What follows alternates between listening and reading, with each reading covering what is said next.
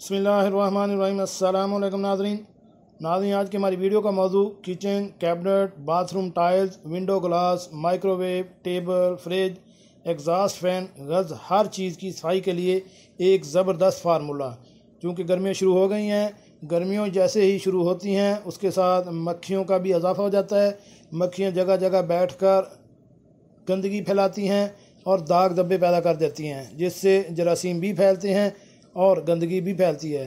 तो इनकी सफाई के लिए बहुत ही ज़बरदस्त फार्मूला है और ये फार्मूला आप घर में भी इस्तेमाल कर सकते हैं बहुत ही कम रेट पर। वो फार्मूला क्या है वो आपके सामने भी हम शेयर करते हैं।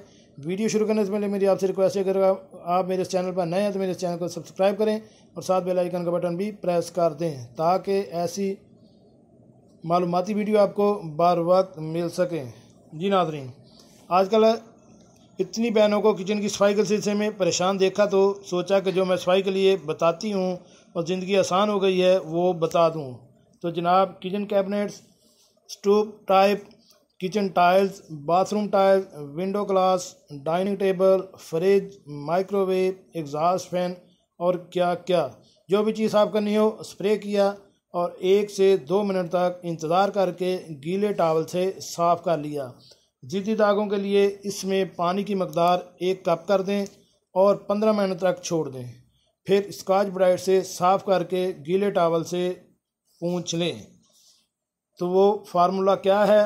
वो सिरका आधा कप, पीने वाला पानी 2 कप, 1 चम्मच मीठा सोडा, 1 चमची नमक, 3 चम्मच डिश वॉशिंग लिक्विड मिक्स करें एक बाउल में और इसको जाग ख़त्म होने पर रखें। जब इसकी जाग ख़त्म हो जाए तो इसको एक प्रेशर वाली बोतल, यानी जिसके ऊपर लगा हुआ है, फुआरा लगा हुआ है, उसमें डाल के रख लें।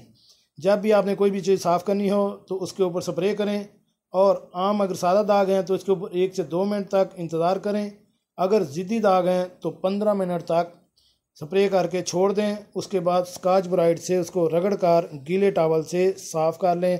वो आपके किचन की जो भी चीज़ है या हर जगह जो भी चीज़ है वो ऐसे साफ़ हो जाएगी जैसे बिल्कुल नई हो। जी, कैसा लगा आज का ये फार्मूला? उम्मीद है आपको पसंद आया होगा। मिलते हैं एक नई वीडियो के साथ। अस्सलाम वालेकुम।